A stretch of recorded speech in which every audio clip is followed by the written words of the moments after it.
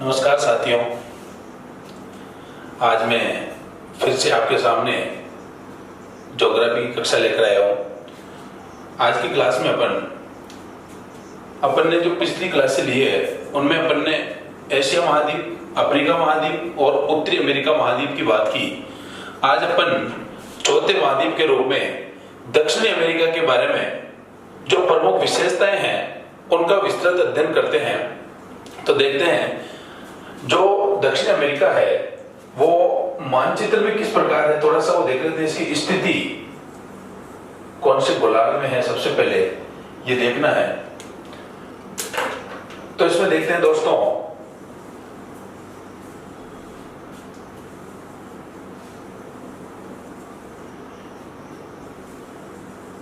ये दक्षिण अमेरिका की स्थिति है दोस्तों। देखिए कौन से गोलार्ध में आ गई।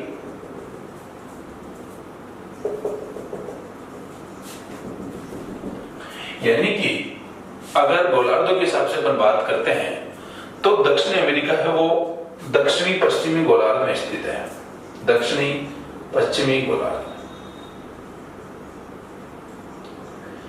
अब इसकी और स्थिति की बात करते हैं तो इसके उत्तर में उत्तरी अमेरिका, इधर दक्षिण में आ गया अंटार्कटिका,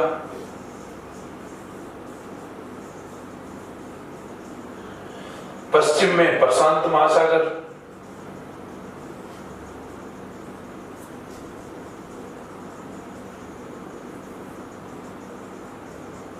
और पूर्व में अंध महासागर स्थित है। अंध महासागर कह दो या अटलांटिक महासागर कह दो। ये बात हुई दोस्तों। और बात करते हैं, इस महाद्वीप से दो रेखाएं गुजरती है। एक ये भूमध्य रेखा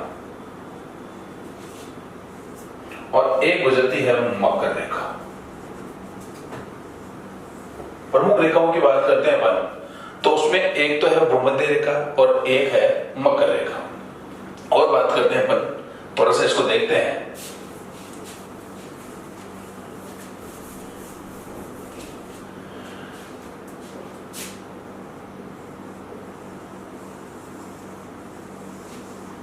तो इसको देखेंगे अपन दोस्तों, ये जो भूमध्य रेखा ऐसे ही गुजर रही है।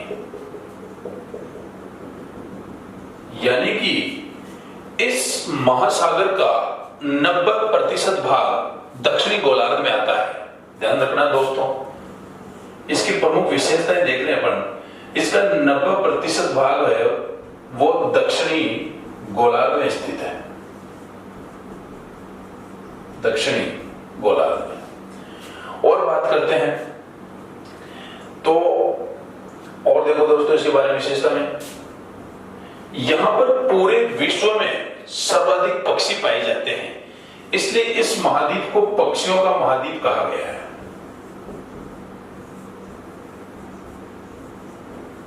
पक्षियों का महाद्वीप। ठीक है दोस्तों।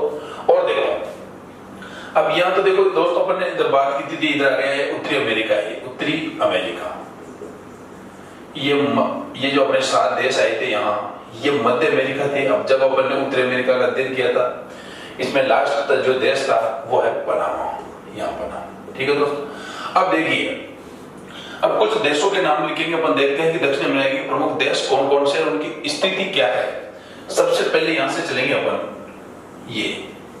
ये दोस्तों देश है इक्वेडोर।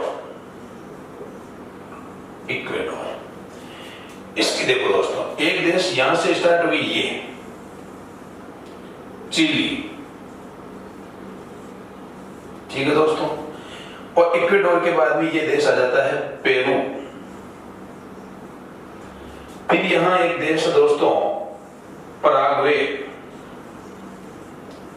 यहां एक देश है बोलिविया।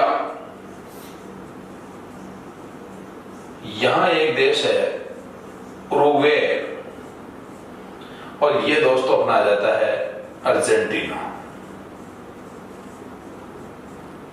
इसके बाद में ये जो देश है, जो सबसे बड़ा देश है, ब्राजील।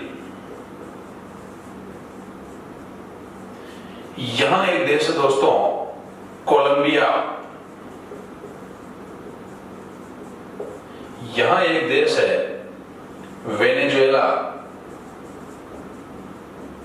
और यहां 3 छोटे छोटे देश हैं, जिनमें एक है गुयाना, एक है सूरीनाम और एक है गायना। ठीक है दोस्तों, तो ये बात हुई प्रमुख देशों की, यानी कौन कौन से देश है। तो इसमें दोस्तों, तो ये प्रमुख देश है एक तरह से, या अपन लोगों पूरे देश लिख लिए हैं। अब इसमें और क्या देखना अपने को, देखिए एक यहाँ एक द्वीप है, या एक तरह से देश ही है वो, फॉकलैंड द्वीप।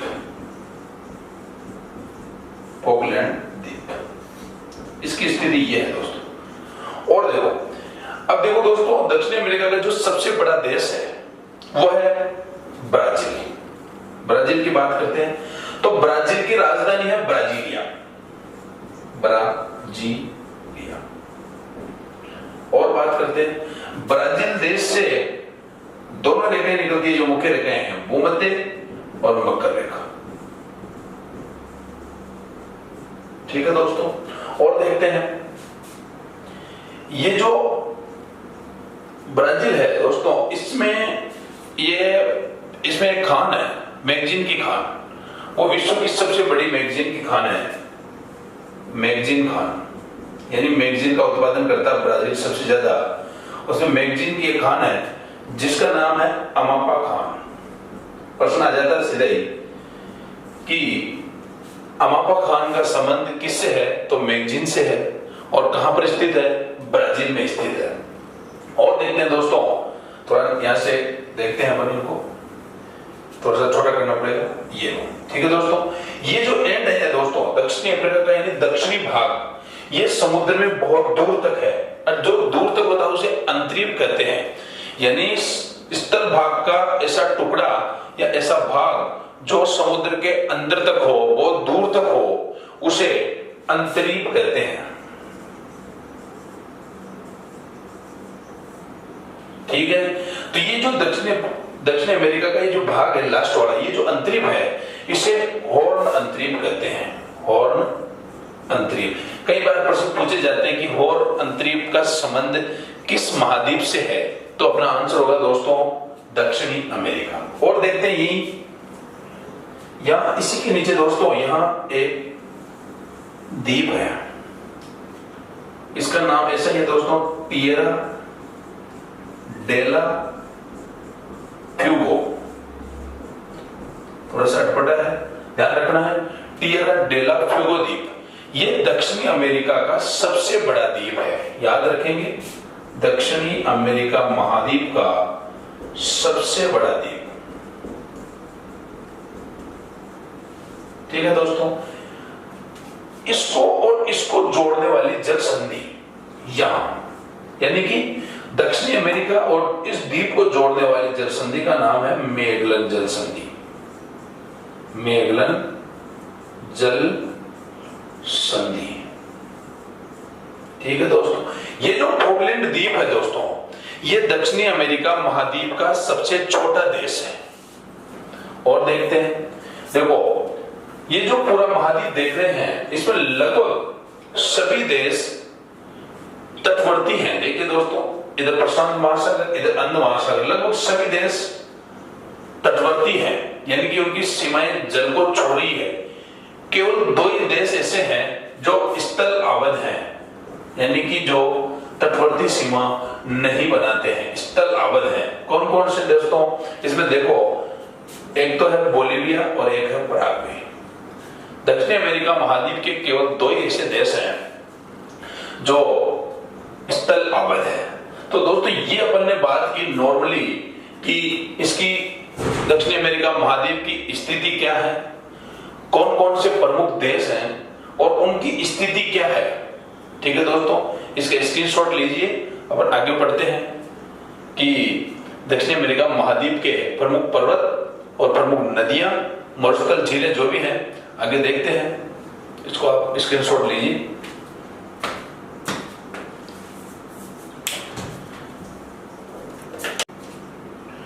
तो अपन देखते हैं कि दक्षिण अमेरिका महाद्वीप के प्रमुख पर्वत कौन कौन से हैं। सबसे पहले प्रमुख पर्वत देखते हैं।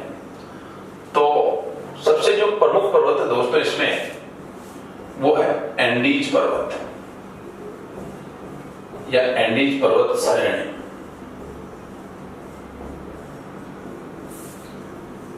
सबसे पहले अपन एंडीज पर्वत श्रेणी की स्थिति देखते हैं।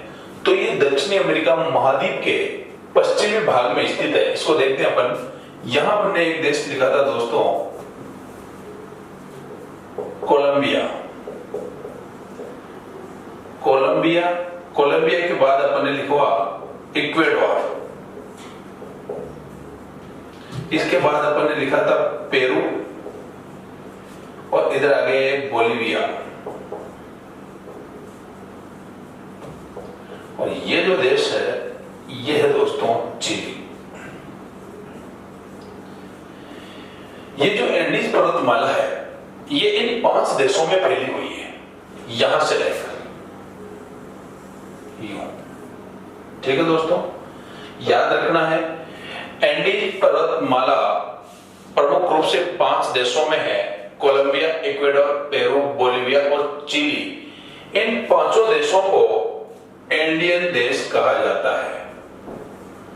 एंडियन देश ये 5 एंडीज पर्वत श्रेणी के का जो एक तरह से ये इन 5 देशों में जो इसका विस्तार है, इस कारण से इन 5 देशों को एंडियन देश कहा गया है। और बात करते हैं एंडीज पर्वत श्रेणी की, तो यह है विश्व की सबसे लंबी पर्वतमाला है। लंबी पर्वतमाला या पर्वत श्रेणी, ध्यान रखना दोस्तों, विश्व की सबसे लंबी पर्वत श्रेणी कौन सी है? एंडीज। और कौन से महाद्वीप में है? दक्षिणी अमेरिका महाद्वीप में। और देखते हैं अपन, ये जो एंडीज पर्वत श्रेणी है यह लगभग 7000 किलोमीटर लंबी है। ध्यान रखना दोस्तों, मीटर में नहीं याद रखना है, ये किलोमीटर में है। 7000 किलोमीटर लंबी है। और देखते हैं इसकी जो सबसे ऊंची चोटी है वो है दोस्तों माउंट एकांका गुआ। याद रखना है दोस्तों, दक्षिणी अमेरिका महाद्वीप की सबसे ऊंची चोटी है दोस्तों माउंट एकांका गुआ, जो 6962 किलोमीटर है, सॉरी मीटर है दोस्तों, 6962 मीटर ऊंची है। यानी कि अगर अपन बात करें, जब अपन ने एशिया पढ़ा था तो सबसे ऊंची चोटी अपन ने पढ़ी थी कि वो माउंट एवरेस्ट है। जब अपना अफ्रीका आया तो अफ्रीका की सबसे ऊंची चोटी थी किलिमंजारो। जब उत्तरी अमेरिका पढ़ा तो उत्तरी अमेरिका की सबसे ऊंची चोटी थी माउंट मैकिन्ले। और जब दक्षिण अमेरिका पढ़ रहे हैं तो इसकी सबसे ऊंची चोटी है माउंट एकांका गुआ। यानी प्रत्येक महाद्वीप की एक एक चोटी अपने को जो सर्वोच्च चोटी है वो याद रखनी है।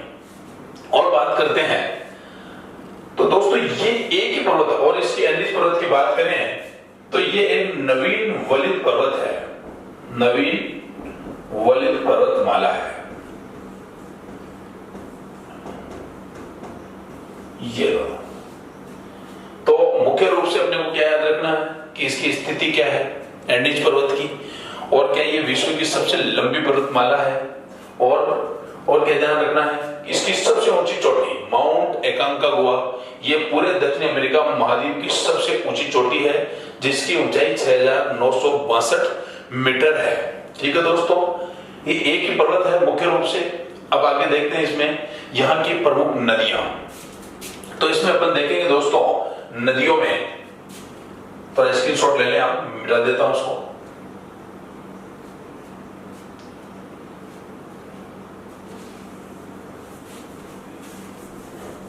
यहां देखते हैं दोस्तों प्रमुख नदियों में, यहां एक देश था आपने लिखा था वेनेजुएला। ठीक है दोस्तों, यहां 3 छोटे छोटे देश। ये जो एरिया था ये ब्राजील का है, लिखा था अपन ने दोस्तों, ये ब्राजील। ठीक है, अब देखो दोस्तों, यहां प्रमुख रूप से सबसे बड़ी जो नदी है वो पूरे विश्व की यानी सभी महाद्वीपों में अपवास क्षेत्र की दृष्टि से सबसे बड़ी नदी, तो इसको देखते हैं। ये निकलती है दोस्तों यहां से, ये अपना एंडीज पर्वत है पूरा, यहां से लेकर ये यहां से निकलती है एंडीज पर्वतमाला में, पेरू से निकलती हुई ब्राजील, और ब्राजील के बाद में ये सीधी यहां जाती है। ध्यान रखना दोस्तों, केवल 2 ही देशों में बहती है ये नदी, अमेजन नदी, फिर भी अपवास क्षेत्र की दृष्टि से सबसे बड़ी नदी है पूरे विश्व की। 2 ही देश हैं, पेरू और ब्राजील। लेकिन ध्यान रखना दोस्तों, ब्राजील जो देश है अपन याद रखते हैं तो सबसे पहले रूस, फिर कनाडा, फिर चीन, फिर अमेरिका और फिर आता है ब्राजील दोस्तों। यानी क्षेत्रफल की दृष्टि से जो 5वें नंबर का पूरे विश्व में देश है वो है ब्राजील। ब्राजील जनसंख्या की दृष्टि से भी पूरे विश्व में 5वां नंबर रखता है।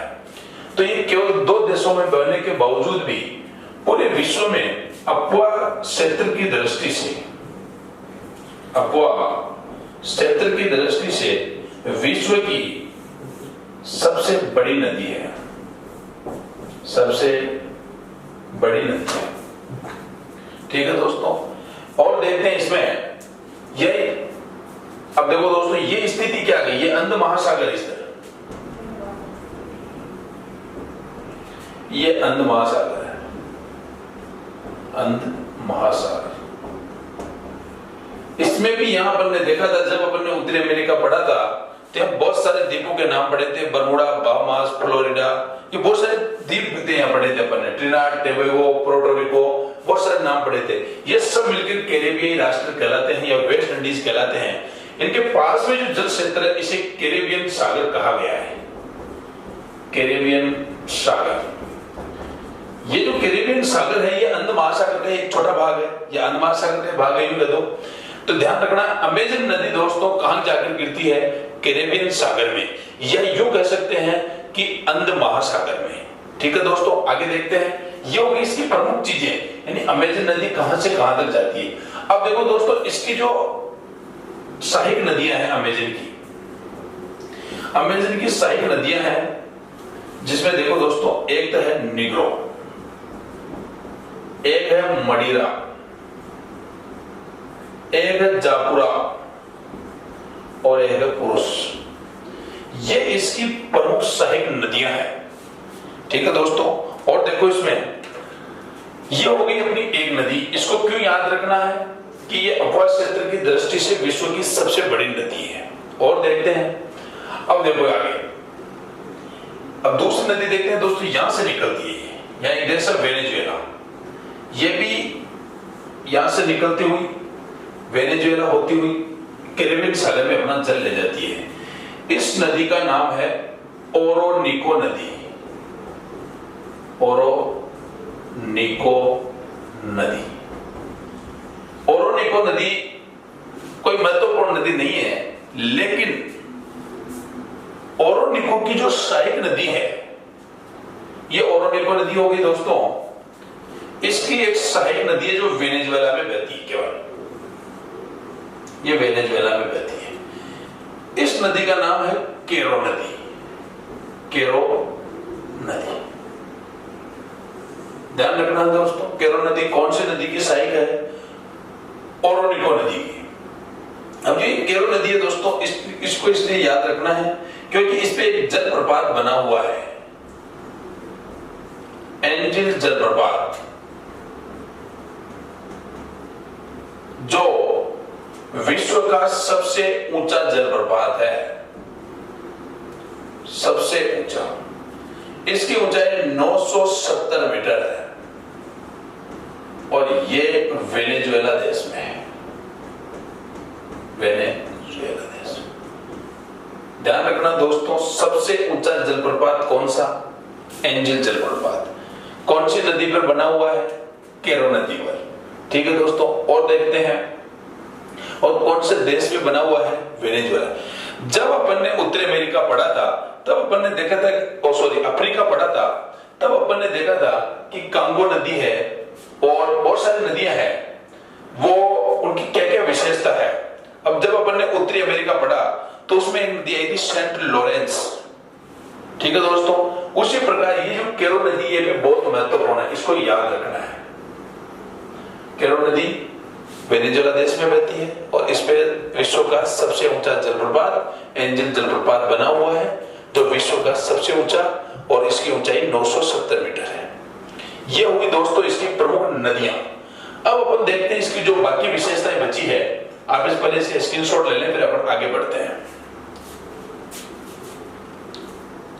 तो दोस्तों अपन ने देखा कि दक्षिण अमेरिका महाद्वीप की प्रमुख पर्वत और प्रमुख नदियां कौन सी है। अब अपन बात करते हैं इसके मरुस्थलों की। दक्षिण अमेरिका महाद्वीप के प्रमुख मरुस्थल, तो इन मरुस्थलों में देखते हैं दोस्तों, सबसे पहले जो अपन मरुस्थल लेंगे वो अपना है अट्टाकामा मरुस्थल। देखो पहले इसके नाम लिख लेते हैं दोस्तों, अपन ने पहले लिखे थे कौन कौन सा देश कहां है। ये पेरू, इक्वेडोर, कोलंबिया, वेनेजुएला, ये Brazil, Paraguay, Uruguay, Argentina, Bolivia और ये चिली। सबसे पहला जो अपन मरुस्थल पढ़ रहे हैं दोस्तों, यह है अट्टाकामा का मरुस्थल। सीधा एक प्रश्न आ जाता है, अट्टाकामा मरुस्थल कौन से महाद्वीप में स्थित है। तो अट्टाकामा का जो मरुस्थल है वो दक्षिण अमेरिका महाद्वीप में है। इसमें भी इसकी स्थिति देखें तो ये उत्तरी चिली में स्थित है। यहां इसकी स्थिति उत्तरी चिली यानी चिली के उत्तरी भाग में, चिली के उत्तरी भाग में ये स्थित है,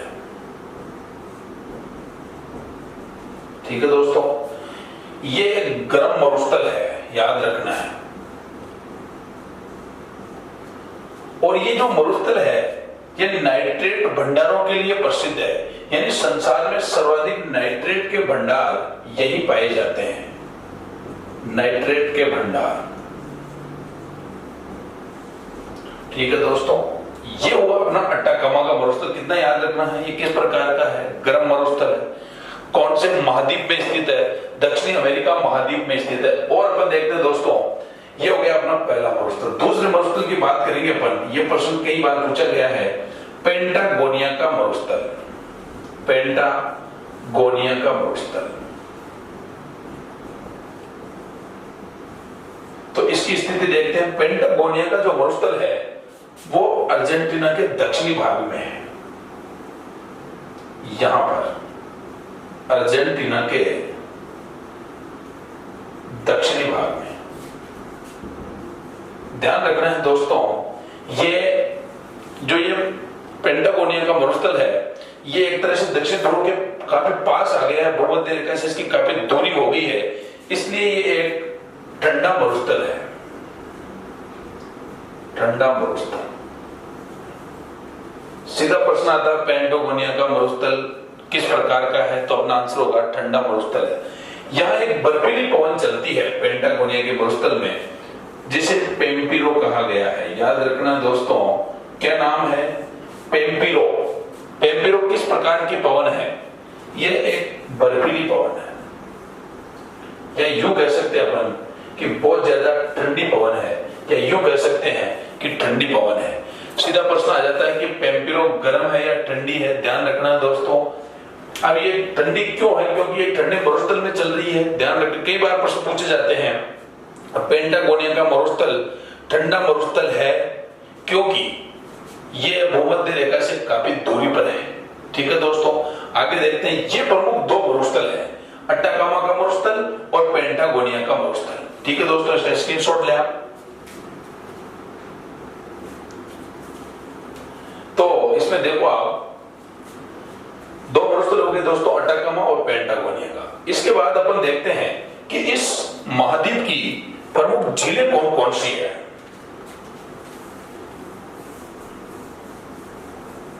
अगर अपन प्रमुख झीलों की बात करें, दक्षिण अमेरिका महाद्वीप की प्रमुख झीलें, तो यहां प्रमुख रूप से दो झीलें हैं। एक झील है दोस्तों मराकेनो झील,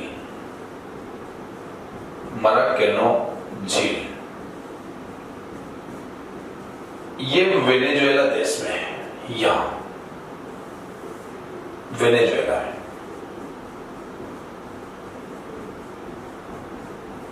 ठीक है दोस्तों, ये दक्षिणी अमेरिका की सबसे बड़ी झील है, दक्षिणी अमेरिका की सबसे बड़ी झील मराकेनो झील। और बात करते हैं, ये मराकेनो जो झील है ये खनिज तेल के लिए प्रसिद्ध है, यानी कि खनिज तेल के यहां भंडार मिले हैं, खनिज तेल।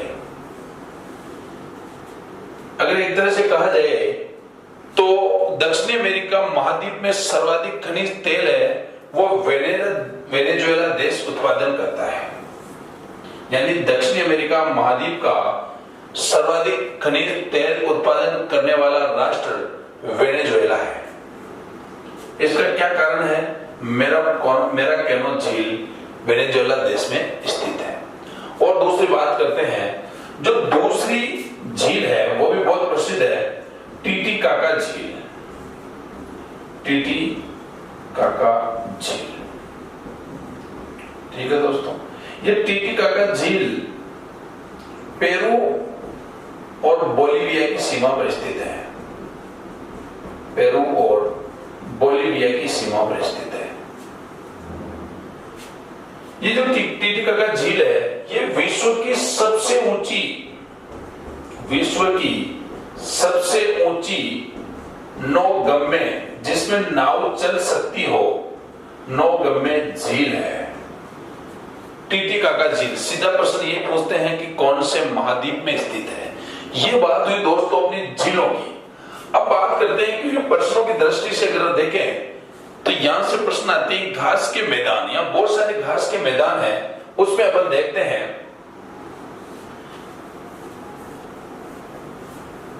अपन बात करते हैं दक्षिणी अमेरिका के प्रमुख घास के मैदान कौन कौन से हैं।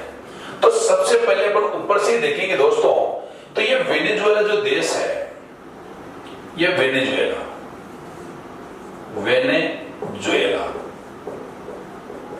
आपको कंफ्यूज नहीं होना है। भूमध्य रेखा के आसपास जो घास के मैदान है वो उष्ण कटिबंधीय घास के मैदान है, और जो भूमध्य रेखा से दूर यानी कि कर्क या मकर रेखा के आसपास जो भी मैदान है वो शीतोष्ण कटिबंधीय मैदान है। तो अपन देखेंगे वे वेनेजुएला ये भूमध्य रेखा के पास में है, तो वेनेजुएला में जो घास के मैदान है वो उष्ण कटिबंधीय है, उष्ण कटिबंधीय है। और वेनेजुएला में जो घास के मैदान पाए जाते हैं उन्हें लानोस कहा गया है। ध्यान रखना है दोस्तों, लानोस कह दो चाहे लानोस कह दो। लानोस घास के मैदान कौन से महाद्वीप में पाए जाते हैं? पहला प्रश्न, दक्षिण अमेरिका में। कौन से देश में पाए जाते हैं? वेनेजुएला में। किस प्रकार के हैं? उष्ण कटिबंधीय है। आगे देखते हैं, ब्राजील में जो घास के मैदान पाए हैं उन्हें कंपास कहा जाता है। कंफ्यूज नहीं होना दोस्तों कंपास और पंपास में। कंपास जो घास के मैदान है वो ब्राजील देश में। अब आप अगर मानचित्र की दृष्टि से देखेंगे तो आपको जरूर याद रहेगा कि लानोस ऊपर है, उसके बाद अपना है कंपास। कंपास कहां है दोस्तों? ब्राजील में। और देखते हैं, अपन ने यहां देखा था कि यहां से एक नदी निकल रही थी जो पेरू ब्राजील में बहती हुई कैरेबियन सागर में अपना जल ले जा रही थी, अमेजन नदी। अमेजन नदी, अमेजन नदी के प्रवास क्षेत्र में जो घास के मैदान पाए जाते हैं उन्हें सेलवास कहा जाता है। ध्यान रखना है, बहुत सारे घास के मैदान हैं, सेलवास प्रकार के घास के मैदान पाए जाते हैं अमेजन नदी के बेसिन में या अमेजन नदी के अपवास क्षेत्र में। और देखते हैं ये आ गया दोस्तों आपका अर्जेंटीना। अर्जेंटीना अर्जेंटीना में जो घास के मैदान पाए जाते हैं उन्हें पंपास कहा जाता है। यह पंपास जो घास के मैदान है वो शीतोष्ण कटिबंधीय है। शीतोष्ण कटिबंधीय, ध्यान रखना दोस्तों, पंपास अर्जेंटीना में है और कंपास ब्राजील में है। क्या पहले आएगा बाद में आता है, ये ध्यान रख लेना है। ब्राजील में कंपास और अर्जेंटीना में पंपास। अर्जेंटीना में ही बहुत बड़े कपास के क्षेत्र पाए गए हैं या पाए जाते हैं। कपास उत्पादन क्षेत्र है जिन्हें चाको का मैदान कहा जाता है। चाको का मैदान। तो दोस्तों ये परीक्षा की दृष्टि से बहुत ही महत्वपूर्ण है घास के मैदान। इनको आपको याद रखना है। ये अपन ने देखो पर्वत देखे, नदियां देखी, उनकी प्रमुख विशेषताएं देखी और झीलें देखी, मरुस्थल देखे और घास के मैदान देखे। अब अपन बात करते हैं कि जो बाकी विशेषताएं बची है वो कौन कौन सी है। तब तक आप स्क्रीनशॉट ले लें इसका, अपन आगे बढ़ते हैं।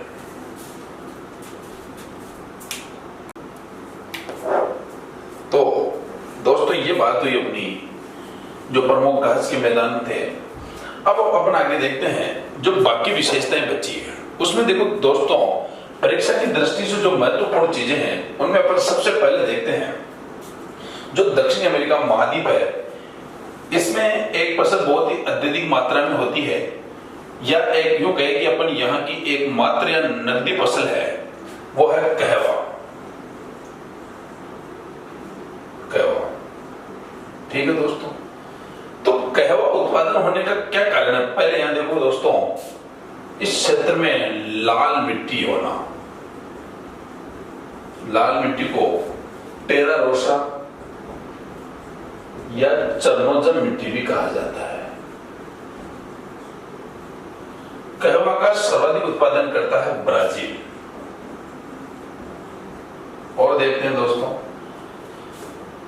कहवा के जो बहुत बड़े बड़े बागान है ब्राजील में स्थित, उन्हें फेजेंडा कहा गया है। फेजेंडा, कहवा के बड़े बड़े बागान ब्राजील में जो स्थित है। ब्राजील देश में कहवा का सर्वाधिक उत्पादन होता है, इसलिए इसे ब्राजील को कहवा का घर कहा गया है। पूरे विश्व में सबसे ज्यादा कहवा का उत्पादन करने वाला देश है ब्राजील।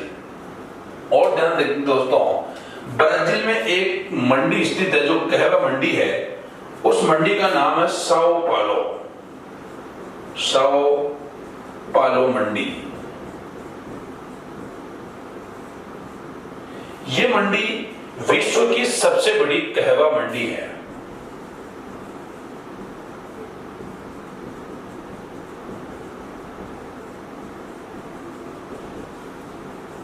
ठीक है दोस्तों।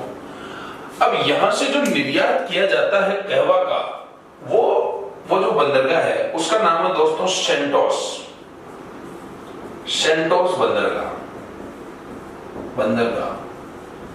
इस बंदरगाह, ये ब्राजील में है। इस बंदरगाह से कहवा का उत्पादन किया जाता है, इसलिए इसे कोपिया कहवा, इसलिए इसे कोपी बंदरगाह भी कहा गया है। कोपी बंदरगाह यह ब्राजील में स्थित है। और देखते हैं दोस्तों, ब्राजील देश में सदाबहार वन पाए जाते हैं बहुत अत्यधिक मात्रा में। अमेज़न नदी बहने के कारण यहां पर बहुत अत्यधिक मात्रा में, यहां देखो ब्राजील में घने सदाबहार वन।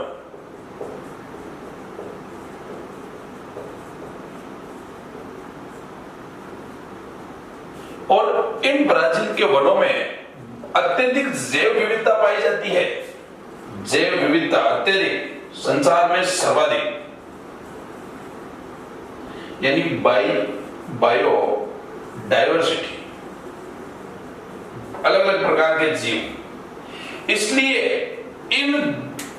इन जंगलों को पृथ्वी के फेफड़े कहा गया है। ब्राजील के जंगलों को पृथ्वी के फेफड़े याद रखना है।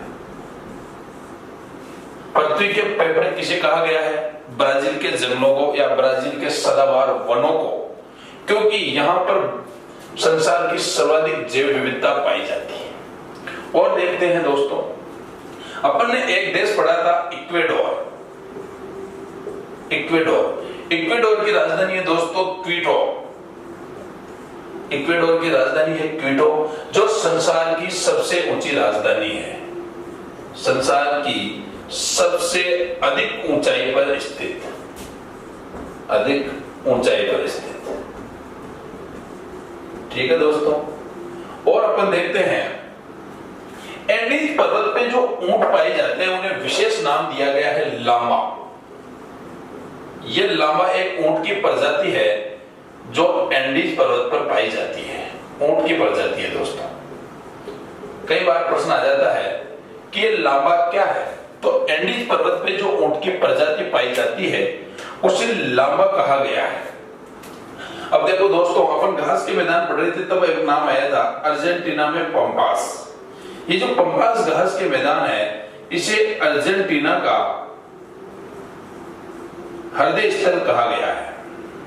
हृदय स्थल, अर्जेंटीना का हृदय स्थल किसे कहेंगे दोस्तों? पंपास को। और देखते हैं जो मुख्य रूप से है परीक्षा की दृष्टि से, दक्षिण अमेरिका में दोस्तों संसार का सबसे ऊंचा ज्वालामुखी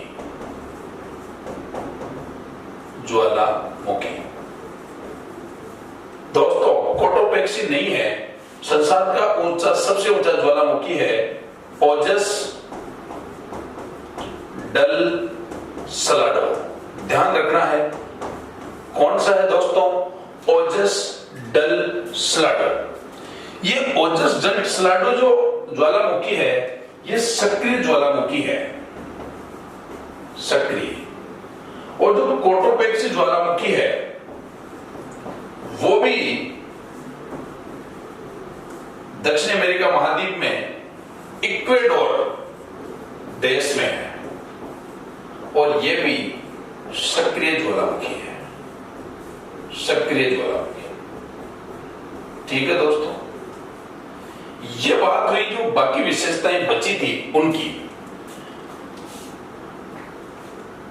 अपन ने आज दक्षिण अमेरिका के बारे में बात की कि इसके प्रमुख नदियां, पर्वत ये क्या है और इसकी प्रमुख विशेषताएं क्या है, और जो लास्ट में अपन देखा परीक्षा की दृष्टि से कौन कौन से प्रश्न आ सकते हैं उनके बारे में अपन ने विचार किया या बातें की। एक तरह से देखे तो दोस्तों अपन ने जब शुरुआत की थी तब अपन पृथ्वी से ही पढ़ते हैं। पहले अपन ने एशिया पढ़ा, फिर अपन ने अफ्रीका पढ़ा। अपन क्षेत्रफल की दृष्टि से जो क्रम है महाद्वीपों का उसके अनुसार अपन अध्ययन कर रहे हैं।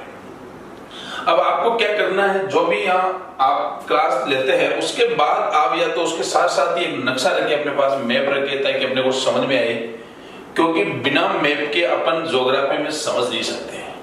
आपको मैप रखना होगा, छोटे छोटे मैप बनाओ, कैसे भी बना लो आप, या तो दुकान से परचेज कर लो कोई भी खाली नक्शा, उसमें भरो आप, क्योंकि जब तक आप प्रैक्टिस नहीं करेंगे तब तक आपको समझ में नहीं आएगा। आप एशिया की चीजें अफ्रीका में, अफ्रीका की चीजें अमेरिका में, यूं आपको घुसाना नहीं है, ध्यान रखना दोस्तों। ठीक है, तो दोस्तों मैंने जैसा पिछले वीडियो में भी कहा था कि आपके सुझाव अपेक्षित है। आप वीडियो देख रहे हैं, अब हमें कैसे पता लगेगा कि ये आपको अच्छा लग रहा है या नहीं लग रहा है? आप लाइक करें नहीं करें, लेकिन आप कमेंट जरूर करें कि आपके सुझाव क्या है। आपको सुझाव जरूर देने हैं। अगर आपको अच्छा नहीं लगता तो ये बताइए कि अच्छा नहीं लगता, लेकिन बिना कमेंट किए हमें पता नहीं चलेगा। ठीक है दोस्तों, अगली क्लास में फिर अपन अगला जो महाद्वीप है वो लेकर उपस्थित होंगे। तब तक के लिए धन्यवाद।